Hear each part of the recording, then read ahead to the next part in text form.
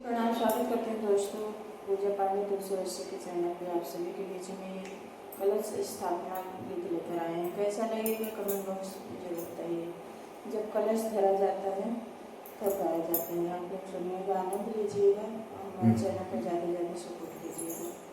आइए सुनते हैं कलश स्थापना गीत।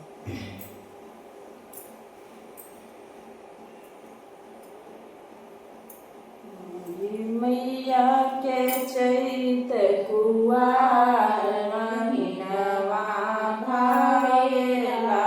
मोरी मैया के चैत कुवार महीनवा भावेला। मोरी मैया के चैत कुवार महीनवा भावेला। मोरी मैया के चैत कुवार महीनवा भावेला। मैया के देश कहरा बहुत है। मैया के देश कहरा बहुत है। लैया मई कलशवा द्वार महीनवा भावेला। लैया मई कलशवा महीनवा भावेला। मोरी मैया के चैत कुवार महीनवा भावेला। मोरी मैया के चैत कुवार महीनवा भावेला। मैया के देश मलिया बहुत है।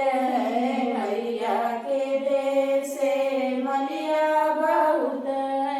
लैया मई फूलों का महीनवा भावेला।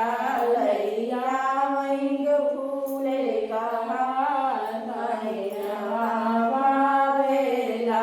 मोरी मैया के चैत कुवार महीनवा भावेला। मोरी मैया के चैत कुवार महीनवा भावेला। मैया के देश सोनरवा बहुत है। मैया के देश सोनरा बहुत है। लैया मई नदिया लरेदार महीनवा भावेला। लैया मई नदिया लरेदार महीनवा भावेला। मोरी मैया के चैत कुवार महीनवा भावेला। मोरे घड़िए के चैत कुवार महीनवा भावेला। मैया के देश बजजवा बहुत है। मैया के देश बजजवा बहुत है। लैया वही चुनरी चटकार महीनवा भावेला।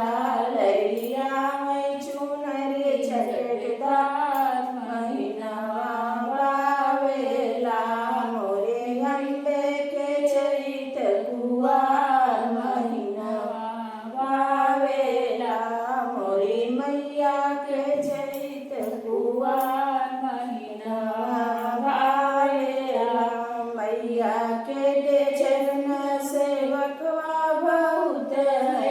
मैया के चरण सेवकवा बहुत है। पचरा सुनाए बार बार महीनवा भावेला।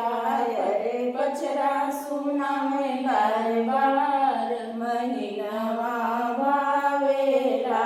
मोरी मैया चैत कुवार महीनवा भावेला। मोरे दुर्गे के चैत कुवार